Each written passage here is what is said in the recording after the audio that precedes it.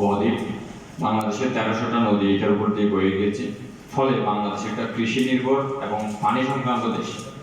তো বাংলাদেশটা কোনো মতেই কৃষি প্রধান না হয়ে শিল্প নির্ভরতা বা শিল্পের যে শিল্পায়ন হয়েছে এটি না হওয়া উচিত ছিল। সে কারণে আজকের এই সংকটের যাত্রা সেই 50 সালের পর থেকে হয়েছে, সেটারই কনসিকুয়েন্স আমরা এখন বুক করছি এবং সামনে আমরা বুক করব। এটা না টেনে আনলে আগামী 50 বছরে কি হবে সেই বিষয়টা নিয়ে আমরা ভাবতে পারছি।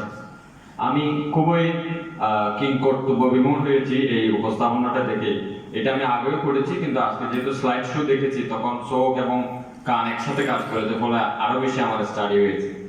যেহেতু আমি এই বিষয়গুলো নিয়ে আমি আমার অনেক ছোটবেলা থেকেই কথাবার্তা বলি এবং সবসময় আশঙ্কা ফিল করি, সায়েন্সের স্টুডেন্ট ছিলাম সেই হিসেবে এগুলোর কিছু কিছু বিষয় আমি বুঝতে পারি।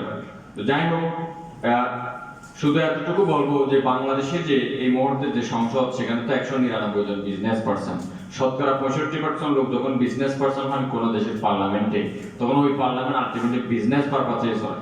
আমরা যে পুঁজিবাদী অর্থনীতির ভিতরে আসি, মুক্তবাজার অর্থনীতির ভিতরে আসি, সেই দৌড় আমেরিকা থেকে আমি কতটুকু পিছিয়ে আছি সেটারই একটা রেজাল্ট আমরা দিচ্ছি পুরো জাতি হিসেবে।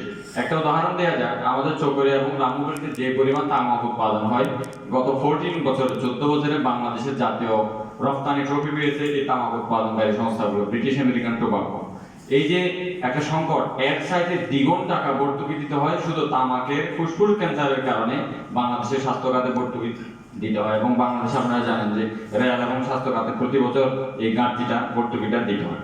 এই যে নীতি নির্ধারণী ফোরামের একেবারে আইনসভা থেকে শুরু করে আমাদের পর্যন্ত, জনগণের পর্যন্ত, এই যে আমাদের একটা অসাবধানতা, একটা অসচেতনতা, আমরা কেন কাজ করছি, কি নিয়ে বাঁচবো, কি খাবো, আমাদের পরের জেনারেশনের জন্য আমাদের কোনো ভূমিকা আছে কিনা, নাকি আমরা বিশ্বের বাইরে মহাকাশের অন্য কোনো গ্রহে বসবাস করি, এই বিষয়গুলো নিয়ে আমাদের কোনো ভাবনা চিন্তা নেই বলেই আমরা শুধুমাত্র বিজনেস মাইন্ডেড হয়ে কাজ করছি।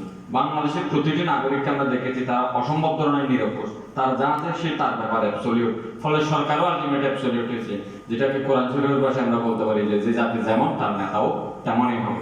তো এই সংকটের একটা জায়গা আমরা খেয়াল করছি যে বলা হয়েছে যে এলএনজির যে আমদানি, এর কারণে যারা লাভবান হচ্ছে তারা হচ্ছে সরকারের পিছনে কাঁপতে মেরে থাকা বিজনেস পার্সনরা, এবং তাদের বিজনেসের যে খেলা, সেই বিজনেসের খেলাতেই সরকার ডুবে গিয়েছে। এবং আলটিমেট রেজাল্ট কি হয়েছে যে আমাদের বাংলাদেশে কে পাওয়ারে বসবে, তিনি বিজনেস মাইন্ডেড কিনা, তিনি অন্য যারা বিজনেস পার্সন আছে তাদের বিজনেসের পারপাস সার্ভ করবে কিনা, সেই জায়গা থেকেই বাংলাদেশের পাওয়ারে বসবে। ফলে বলা যায় আগামী 100 বছরে যদি এই জিনিসগুলো টিকে থাকে, বাংলাদেশের পাওয়ারে যারা আসবে 5 ইয়ার্স পর, তারা আলটিমেটলি বিদেশি কোনো প্রভুর ফ্রিডম হিসেবে এখানে কাজ করবে।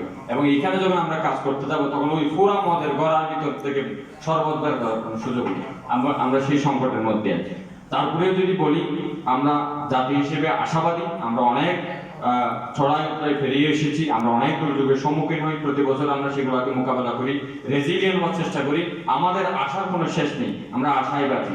সেই কারণে আমরা বলবো, বাংলাদেশে একটা রিসার্চে দেখা গেছে যে আমাদের উপকূলীয় বেল্টের যে 720 কিলোমিটার এলাকা, সেই জায়গায় যদি শুধু ওয়াইন মিল বসানো হয়, মাত্র 7% জায়গা খরচ করেও বাংলাদেশের বাংলাদেশের বিদ্যুতের চাহিদা মোকাবেলা করা সম্ভব।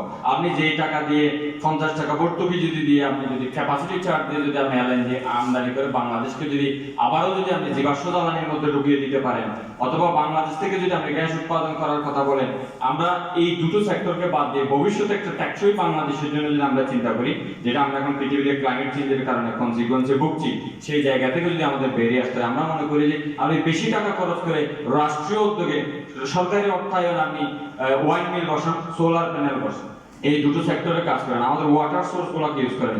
বাংলাদেশ যে সাবট্রপিক্যাল পৃথিবীতে বসবাস করে, মানে অবস্থান বাংলাদেশের উপর বায়ুর যে প্রবাহ, সমুদ্রের যে স্রোত, সেটিকে আমরা কাজে লাগাতে পারি।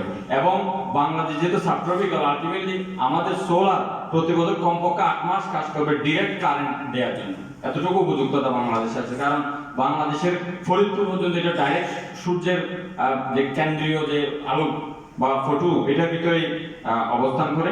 সে কারণে আমরা এই দাবি করছি বাংলাদেশকে যে ক্লাইমেট এমিশন, যেটা 2041 সালের মধ্যে দেখছে যে আমরা সেখান থেকে বেরিয়ে আসবো, ক্লাইমেট চেঞ্জের কারণে যে নবায়নযোগ্য জ্বালানিতে যে আমরা একটা স্থানান্তর হবো, সেটার জন্য আমাদের বেরিয়ে আসা উচিত। এবং আপনারা যারা আছেন, আপনারা যেহেতু নাগরিক সমাজের প্রতিনিধি, আপনাদের সবার প্রতি আহ্বান, কক্সবাজারকে বাঁচান। কক্সবাজারকে যদি না বাঁচাতে পারেন তাহলে পুরো বাংলাদেশটাই বাঁচবে না। এই মুহূর্তে ঢাকা চিটাগং সবচেয়ে বেশি জিডিপি কক্সবাজার দিচ্ছে। তো কক্সবাজারে যে আমরা তৈরি করছি, সরকার যারা আছেন তারা যদি আগামী 5 ইয়ার্স পরে চলে যান, এর যে 95 বছর পর পর্যন্ত যে কনসিকুয়েন্স থাকবে, এই বিষয়টা আলটিমেটলি আপনাদের অথবা আপনাদের পরের জেনারেশনের উপর আসবে। আমরা যদি আজকে এই কথা না বলে সেটি অনেক বেশি দেরি হয়ে যাবে। এই কথাগুলো জিয়াউর রহমান যখন কাঁধে কুড়াল নিয়ে যখন ফাড়াফাড়া করতেছিলেন, সেই সময় এই যে ডাটা প্ল্যান এটা নেওয়া উচিত ছিল, কারণ তিনি সেটা বুঝতে পেরেছিলেন বলে এই কুড়াল নিয়ে ফাড়াফাড়া করেছেন। এবং আমরা ফিল করছি যে আমরা অনেক বেশি দেরি করে 40 বছর পরে আমরা ডাটা প্ল্যান নিয়েছি। এই মুহূর্তে বাংলাদেশের কোনো ইনস্টিটিউশন কাজকর্ম করছে না, আমরা এটা খেয়াল করছি। এটা আমরা বলেন আর না বলেন, এটা বাস্তব সত্য। ইনস্টিটিউশন কাজ করা বন্ধ করে দিলে আলটিমেটলি সব মানুষ কষ্ট পায়, কারণ এটা ব্যক্তি বিশেষের ব্যাপার। আমি আপনাদের সবার প্রতি আহ্বান জানাবো জলবায়ু পরিবর্তনের সংকট থেকে বাঁচতে এবং আমাদের সাবট্রপিক্যাল যে এনভায়রনমেন্ট, ক্লাইমেট, এই জায়গা থেকে যদি আমরা বাঁচতে চাই, নবায়নযোগ্য জ্বালানিতে স্থানান্তর এখন সময়ের দাবি। এবং সরকার যে ক্যাপাসিটি চার্জের নামে যে বিজনেস পার্সনদেরকে যে ভিতর থেকে সহায়তা করছে, যেটা আলটিমেটলি ক্যাপিটালিস্ট অর্থনীতির একটা বড় জায়গা, সেই জায়গা থেকে বেরিয়ে আসার জন্য আমরা সকলেই অ্যাবসলিউট না হই, অন্যের জন্য কোঅপারেশনের জন্য হাত বাড়িয়ে দিই এবং সবাইকে আমরা সেই মাইন্ডেড বানাই। ধন্যবাদ। নামটা জানা হলো ইলিয়াস ভাই। ধন্যবাদ ইলিয়াস ভাই। ইলিয়াস ভাইকে আহ্বান, সে আহ্বান থেকে আমরা দেখলাম যে ক্যাপাসিটি চার্জ থেকে যদি আমরা